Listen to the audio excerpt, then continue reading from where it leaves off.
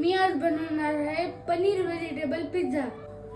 मी ह्याच्यासाठी mayonnaise, pizza sauce, oregano, chilli flakes, paneer, vegetables आणि pizza base आणि चीज हे सगळी तयारी केलेली आहे. आता मी ह्याच्यावर पिझ्झा सॉस टाकणार.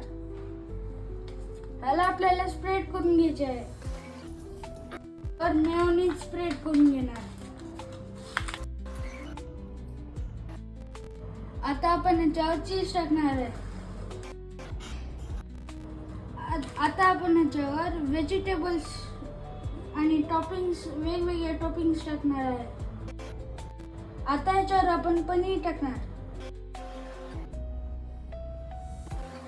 आता ह्याच्यानंतर आपण ह्याच्यावर एक चीजची लेअर करून घेणार आहे.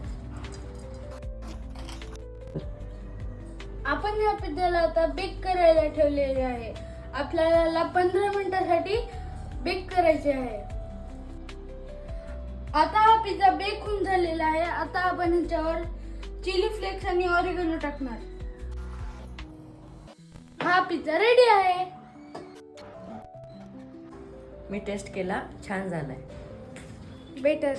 बेस्ट.